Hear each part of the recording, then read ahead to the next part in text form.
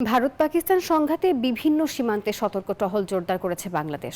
নজরদারি বাড়ানোর পাশাপাশি সীমান্তে সতর্ক অবস্থানে রয়েছে বিজিবি। এরই মধ্যে সীমান্ত দিয়ে ৫৯ জনকে পুশব্যাক করেছে ভারত। সীমান্ত এলাকার বাসিন্দাদের মাঝে আতঙ্ক বিরাজ করছে।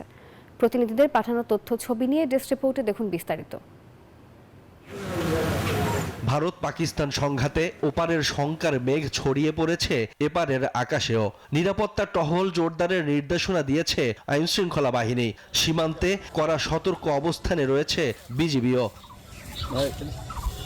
ভারত পাকিস্তান যুদ্ধের ফলে এরই মধ্যে বিভিন্ন সীমান্তে দেখা দিয়েছে উত্তেজনা। বাসিন্দাদের মধ্যে আতঙ্ক ছড়িয়ে পড়েছে। ভারত পাকিস্তান যে যুদ্ধ হচ্ছে, আসলে আমরা তো বাংলাদেশ এখানে সীমান্তে বর্ডার আতঙ্কের ভিতর আমরা আছি। যখন থেকে আমাদের এই লোক ধরে নিয়ে গেছিল তখন তো একটু বিজেপির টলমল বেশি। ভারত পাকিস্তান গন্ডগোলের জন্য তোমার বিএসএফ ভয়ে আমরা একটু সেফে থাকি আর কি। আমাদের পাশে সবসময় বিজেপি আছে এবং আমাদের এই এলাকার লোকজন সব সচেতন। সিলেট তামাবিলে বান্ডেল থাকলে প্রতি সেনমানিতে টাকা বাঁচবে। বিকাশ সেনমানি বান্ডেল কিনে জিতুন প্রতি লেনদেনে। মাঠে পিলার স্থাপন নিয়ে বৃহস্পতিবার বিএসএফ এর সাথে উত্তেজনা তৈরি হয় স্থানীয়দের। আমাদের বর্তমান অবস্থান কোথায় আছি? তিনের অনেস, ঠিক আছে। এখান থেকে আমরা আস্তে আস্তে আস্তে আস্তে আস্তে ফোরে যাব। শুধু উত্তেজনা নয়, মৌলভীবাজারের কমলগঞ্জ সীমান্ত দিয়ে নতুন করে ৫৯ জনকে পুশ ইন করেছে ভারত।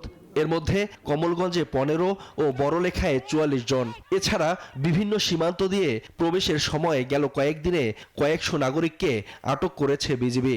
প্রথম যখন আসছে আমরা হয়তো প্রস্তুত ছিলাম না এরকম করবে, কিন্তু এখন আর যাতে না করতে পারে সেই জন্য আমাদের যথেষ্ট প্রস্তুত হওয়া এবং সেরকম কোনো ঘটনা ঘটতে গেলে সেটাকে বাধা দেওয়া, সেই জিনিসটা যদি আমাদের করতে হবে। সীমান্ত দিয়ে অবৈধ অনুপ্রবেশ প্রতিরোধে জোরালো গোয়েন্দা নজরদারি বৃদ্ধি করা হয়েছে।